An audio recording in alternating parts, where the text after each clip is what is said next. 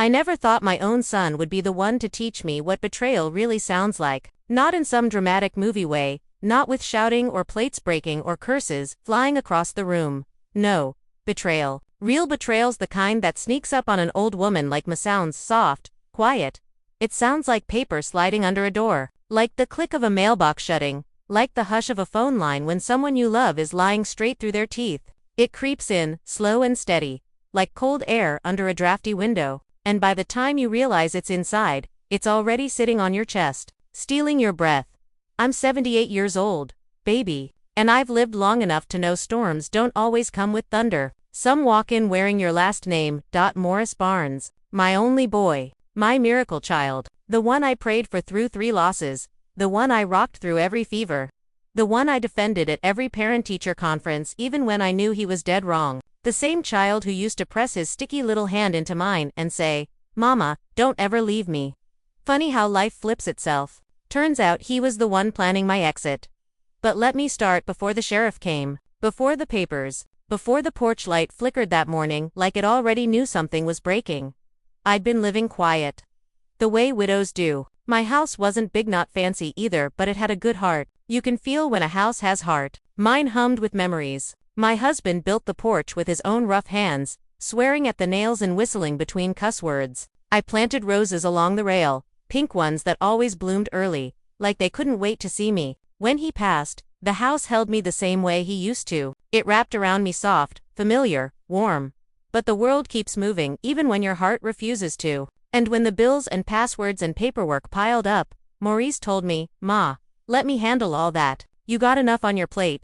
I didn't argue. Why would I? You spend your whole life teaching your child how to be responsible, hoping some of those lessons stick. When they finally offer help, you take it. Besides, the computers and websites and codes and apps, Lord have mercy, it all got confusing. I grew up writing grocery lists on the backs of envelopes, not logging into 13 different portals just to pay the light bill. So I handed it over, little by little, bank statements, passwords, mail.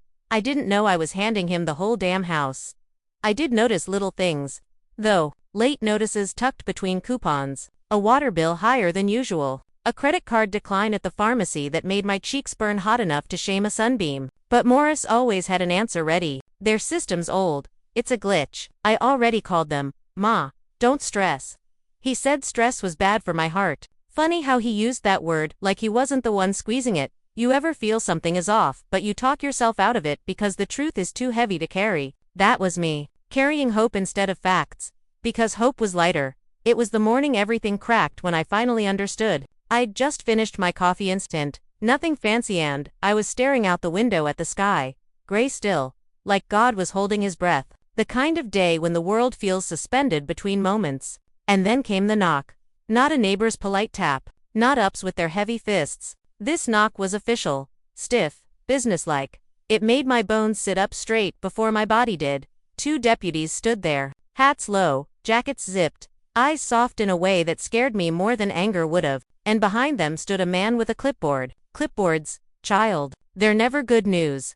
"Ma'am, are you Evelyn Barnes?" My name felt foreign suddenly, like it belonged to someone else. "Yes," I said. "We're here to enforce a court-ordered eviction. You have to vacate the property today." Baby, my world didn't spin. It stopped, hard. Like the universe slammed the brakes. "This is my house," I whispered. "I paid for this house." They looked at me the way people look at an injured animal, sad, helpless, uncomfortable. "Ma'am, the deed was transferred months ago." Transferred, like my whole life was just a piece of paper someone slid across a desk. I called Morris right there, my hand shaking so bad I almost dropped the phone. He answered on the 3rd ring, cheerful as a man ordering a sandwich. "Hey Ma, there are officers at my door," I said. "They say I'm being evicted." Silence, a heavy one. "I was gonna explain that," he said, sighing like the inconvenience was mine, not his. "What did you do?" My voice cracked clean down the middle. "It's nothing big, Ma, just some financial shuffling that went left. I only used your name to secure a business thing. You'll stay with me for a bit." He talked like he hadn't just set fire to the life I built, like my home was a coat he'd loaned me. "You used me," I said. 3 little words that tasted bitter as burnt coffee. "Ma, don't start. It ain't that serious." But it was. It was everything. The officers were kind enough to let me gather a few clothes, my husband's photo, and the necklace Morris bought me on Mother's Day 20 years ago, back when he still remembered what love looked like. And then, I left. Not by choice, not by mistake, by betrayal wearing my son's face. He took me to a duplex he rented, beige, soulless, empty in a way that hurts. He opened the back door and said, "The basement's cleared out for you." That basement, Lord, damp, musty, a mattress on the floor like I was somebody's unwanted guest, a space heater humming like it was apologizing for not doing enough. "I can't stay here," I said. "Morris, this is no place for me." He rolled his eyes. "Ma, you can't afford picky right now. It's either this or I call a nursing home to come assess you." A nursing home. Like I was luggage, he was ready to check. I looked at him, really looked, and I realized the boy I raised was gone. The man standing in front of me didn't love me. Not really. He loved convenience. He loved access. He loved what I made possible for him. But me, I was a chore, so I walked out. Into the cold. Into the uncertainty. Into a world that suddenly felt too big for my small, shaking body. I wandered until my legs couldn't take another step. I sat on a bench outside the pharmacy, clutching my purse like it was the last piece of my old life. I felt invisible, like I was fading into the air. That's where Ariel found me, my granddaughter, my saving grace in sneakers and messy hair. "Grandma," she whispered, kneeling in front of me, and I broke. Not loudly, not wildly, quietly, like something inside me finally exhaled all the hurt at once. She took my hand. Warm, steady. "Come with me," she said. And I did. Her friend Kayla's family took me in. Kind people with soft voices and warm soup and a house that smelled like cinnamon and clean laundry. I cried in their living room because I didn't know how to accept kindness without feeling guilty. But Kayla's mother, Nadine, looked me in the eye and said, "You're safe here." I didn't know that safety would come with a revelation, because Nadine, with her glasses and calm voice, was an attorney, one who'd seen stories like mine enough times to know exactly what to look for. When she pulled my financial records, her eyebrows lifted so high I thought they'd leave her forehead. "Morris registered a business in your name," she said, "filed loans, redirected all your mail, forged your signature. This is elder financial abuse." That word abuse hit me in the chest, like truth does when you finally stop running from it. She asked if I wanted to fight back. I couldn't answer for a long time. Fighting your son feels like cutting off your own arm, but losing everything without lifting a finger. That felt like letting him bury me while I was still breathing, so I said yes. And from that moment on, Nadine moved like a storm, pulled records, filed injunctions, blocked the eviction, froze every fraudulent claim. She sat across the table from me, hands folded, and said, "Evelyn, we're getting your home back." My home. Those words alone nearly brought me to my knees. When the first court hearing came, I thought my heart would pound right out of my chest. Morris didn't show. His attorney tried to paint me as confused, forgetful, overly trusting. And yes, baby, I was trusting. But confusion didn't sign those papers. Greed did. The judge granted the injunction. In 10 minutes flat. And when Morris finally texted me again, "Come get your stuff," I went. Not for him. For closure. He stood by a stack of boxes on the curb, looking more annoyed than ashamed. "You really going through with this?" he asked. "You left me on the sidewalk while strangers took my house," I said. "I'm going through with everything." He scoffed. "You gonna let some lawyer break up this family?" I looked him square in the eye. "Baby, this family broke itself." He didn't follow me when I walked away. That hurt more than anything. The second court hearing. He was there. Clean shirt, polished shoes, fake remorse painted on like makeup, but the paper trail didn't lie. And when the judge stripped him of all rights to my property, when she ordered a full investigation, when she told him he was barred from contacting me, I felt my lungs open like I hadn't breathed right in months. Later, Nadine said he took a plea deal. He wouldn't go to jail. Not yet, but he'd never touch my accounts again.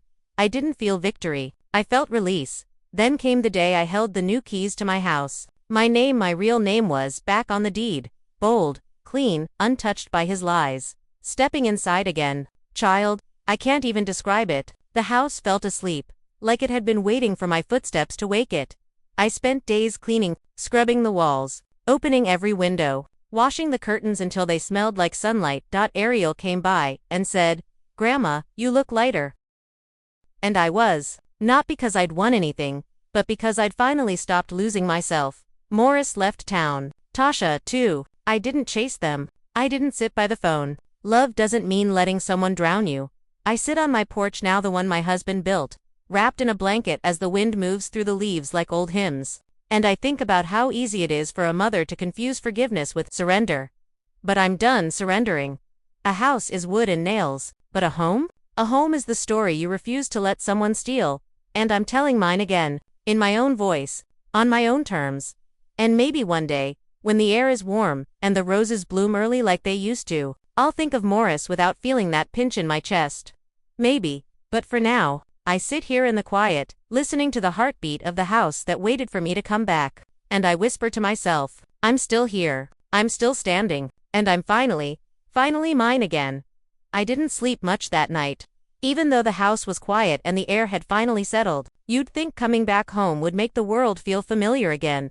But sometimes, stepping back into your old life feels like trying on a dress you haven't worn in years. It fits, but it doesn't sit on your bones the same way. You feel every seam. You hear every loose thread whispering what used to be. I lay there listening to the radiator humming like an old friend clearing its throat. The pipes groaning, the wood settling under memories I hadn't touched in months. And for the first time since all this mess started, I let myself feel something other than shock. Grief. The kind that doesn't scream. The kind that just sits with you, heavy as wet wool on your chest. Funny thing is, I didn't cry about Morris. Not right then. I cried about me. About how small I'd let myself become. How quiet I'd forced my voice to be just so he wouldn't feel challenged. Like I was a guest in the life I built with my bare damn hands. I let a grown man, my son, treat me like a liability, a burden, a problem to solve. And somewhere along the line, I started believing it. That realization hurt more than the eviction, more than the basement, more than the betrayal. I forgot who I was, who I had been. And now I was trying to remember when the sun finally pushed its way through the blinds. The light painted everything gold. Even the dust looked wholly floating in that beam. I sat up slowly, joints cracking like popcorn. My body has its own sound effects. Now made my way to the kitchen. I held the kettle like it was an anchor, something solid in a world that had been floating sideways. While the water heated, I pressed my hand against the counter. Cool, real, mine, funny. How you don't realize you've been exiled until you're home again. The tea tasted different that morning. Sharper. Or maybe I was sharper. I don't know. But something in me felt like it had snapped back into place.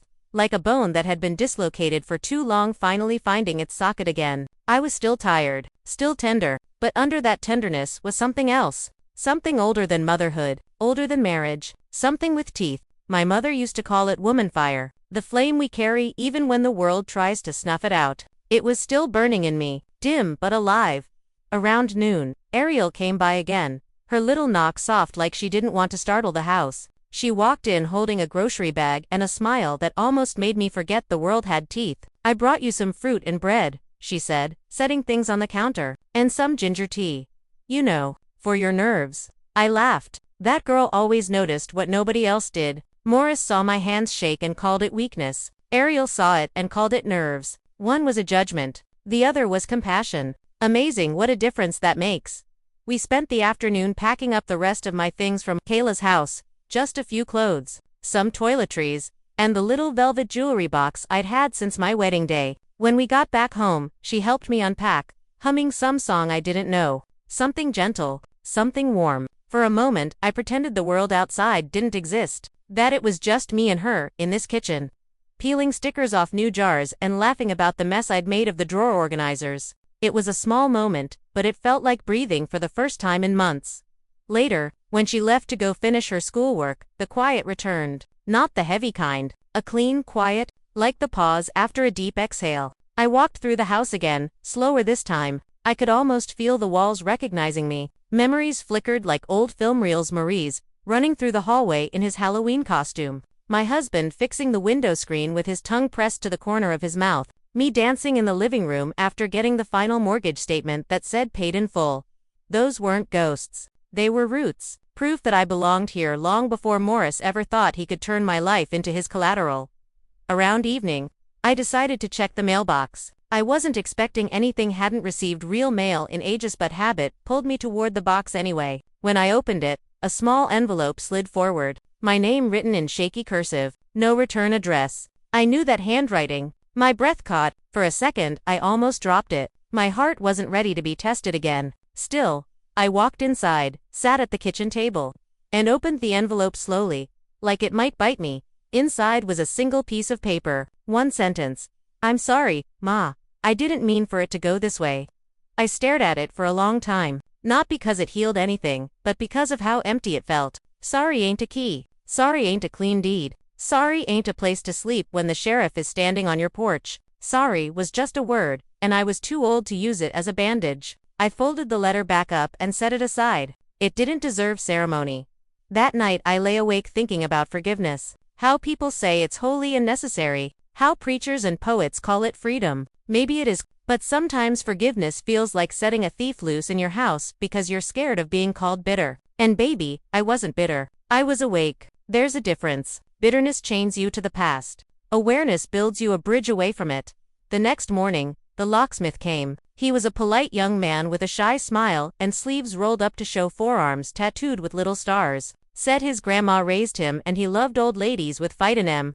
I almost hugged him right then. He changed out every lock, even the one on the old shed, and handed me a ring with shiny brass keys that jingled like freedom. "You're safe now," he said. And for the first time in months, I believed someone when they said that. After he left, I went room to room touching every doorknob, every window latch, every little thing that felt like mine again. It wasn't about security. It was ritual, baptism, claiming, reclaiming. A woman's touch can resurrect a home faster than any contractor. I scrubbed floors until they gleamed, washed the curtains till they smelled like lavender and sunshine, rearranged the furniture the way I used to like it, not the way Maurice wanted when he started calling my house, the property, like he was some kind of landlord in a bad movie. By the third day, the house felt alive again, and so did I. But healing is a funny thing. It doesn't move in straight lines. It circles you, tests you, whispers, "Are you sure?" So of course, that's when the phone rang. I looked at the caller ID. Blocked. My stomach dropped. I knew it was him. My hands trembled a little, not from fear, just from the weight of what answering meant. I let it ring 6 times. 7, 8. Then I picked up Mom. His voice was small, almost boyish, dangerous in its softness. Because softness from someone who's hurt you, that's how they hook you again. I didn't speak. I wanted to check on you. Check on me. Like I was a plant he forgot to water. I breathed slow. "What do you want, Maurice?" A long pause. I messed up. His voice cracked. "Please don't let them take me to court. I didn't know it'd get this bad." I closed my eyes. For a moment I could see him at 5 years old, crying over a scraped knee. At 10, begging me not to make him retake his math test. At 16, apologizing for denting the car. I saw all the versions of him in that single breath. But there's a difference between a mistake and a pattern, between being sorry and being sorry you got caught. "You didn't mess up," I said quietly. "You made choices, and choices have consequences." "Ma, don't talk like that. You chose money over me. You chose convenience over compassion. You chose to treat your mother like a burden. And baby," I sighed, "I can't unchoose what you did." He started to cry then. Loud, messy, the way grown men cry when the world tells them no for the first time in their lives. "Please," he choked out. "Please, Ma, don't let them take my record." "I didn't take your record," I whispered. "You wrote it." And for the first time in my life, I hung up the phone on my own child. Afterward, I stood there in the quiet, feeling something unclench inside me. Not joy, not relief, just truth. The kind that sits in your bones and tells you, you did what needed doing. Later, Ariel dropped by again. She brought groceries, bless her heart, but what she really brought was light. She walked through the house, smiling like she was touring a museum of strength. "It feels like you again," she said, touching one of the freshly cleaned windows. "Warm." "I'm trying," I said softly. "You're doing more than that." We spent the afternoon sorting donations. I'd been meaning to get rid of old blankets, books I'd already read 3 times, costume jewelry, and a few things that reminded me of Morris, but not enough to keep. I found an old shoebox filled with letters he'd written me when he was little, Mother's Day cards in shaky handwriting, birthday drawings of me with a crooked crown. Gratitude poured out from a boy who hadn't yet learned how to lie to himself. Ariel picked one up. "You gonna throw these out, Grandma?" I hesitated. The letters felt heavy in my hand, like holding 2 versions of my son at once, the child who loved me, and the man who forgot how. "No," I said finally, "not these. Some things you keep. Not because they deserve space, but because they remind you your heart was capable of loving once without fear. Ariel nodded and hugged me from behind, resting her chin on my shoulder. I love you, she whispered. I love you more. And my house felt whole again. That night, I lit a candle in the living room. Something I hadn't done since before everything fell apart. The flame flickered soft and slow, casting shadows on the walls like little dancers. I wrapped myself in my husband's old quilt, the one he used to claim was too scratchy but always stole when he was cold, and let the quiet fill my chest. I thought about aging, about how folks say old women become invisible. But baby, sometimes invisibility is a superpower. It lets you move through the world unseen, until you're ready to strike back with truth and paperwork and a lawyer who don't play. Folks underestimate you right up until you stand your ground and say, no more. And when they finally hear you, they realize your silence wasn't weakness, it was patience. I'm tired, yes, but tired ain't broken. Tired ain't defeated. Tired just means I've lived, honey. And now, I'm living again. As I blew out the candle, I whispered a small prayer, not for Morris, not for justice, not even for peace. I prayed for clarity. Clarity to see myself again. Clarity to walk forward without dragging the shadows of someone else's choices. Clarity to love, but not blindly. Clarity to hold on, but not at the cost of losing myself. The flame dimmed, and the room softened into darkness. But inside me, something glowed steady, quiet, unmistakably mine. I woke up on the fourth morning in that house with a feeling I hadn't felt in a long, long time. Lightness. Not joy, not quite, but the quiet cousin of joy. The kind that sits politely at the edge of your bed and waits for you to notice it. The sun slipped through the curtains like it had been practicing softness just for me. And for a moment, I just lay there letting the warmth kiss the wrinkles time carved into my cheeks. Getting old is strange, baby. Your body slows down, but your spirit, sometimes it wakes up just when folks think it should be getting ready to sleep. I shuffled into the kitchen, humming some tune my mama used to sing when she wanted to reassure herself that life wasn't done being kind. While the kettle boiled, I glanced around the room, the freshly wiped counters, the lemon scent lingering in the cracks of the floorboards, the little plant Ariel brought sitting proud on the windowsill. Nothing miraculous, but it was mine. Every corner whispered my name, not Morris's, not the bank's, not some eviction notice stamped in cold ink. Mine. After tea, I stepped out onto the porch. The boards creaked hello, like old friends stretching after a long nap. A breeze drifted by carrying the smell of damp earth and something else to possibility. It felt almost silly to stand there barefoot on those planks, letting the morning wrap itself around me, but there I was, breathing like someone had handed me the world back in a paper bag. I thought about Morris then. Not with anger, not even disappointment, just understanding. People break in different ways. Some break inward, quietly. Some break outward, hurting everyone around them because they don't know where to put their own shame. My son chose the second kind of breaking, and I can't fix that. Love can mend a heart, baby, but only the one that wants to be mended. I whispered his name once, soft as the wind, and let the echo fade. Inside, on the dining table, sat the new deed papers, my name printed bold and clean across the top. Funny how ink can feel like armor. I touched the page lightly with my fingertips, the way you touch a child's cheek. Not out of pride, out of gratitude. It was never about revenge. I know the world loves a good revenge story, but that wasn't my truth. My truth was simpler. I wanted my life back, and I got it near noon. Ariel came by again, carrying some silly pastry. She said, I just had to try. We sat in the living room laughing about nothing, really laughing, the kind that makes your stomach ache and your eyes water. She showed me pictures of her latest school project, sketches filled with colors and movement. I'm thinking about applying for an art fellowship, she said, brushing a curl behind her ear. You better, I told her. The world needs your magic. She smiled, but there was something sad under it. Dad still hasn't tried calling me, she said quietly. Then you know where his choices live, I answered, and where yours don't have to. Her eyes softened. You're stronger than people realize, Grandma. I chuckled. Baby, half the world is held together by women nobody realizes are strong until they stop carrying the weight.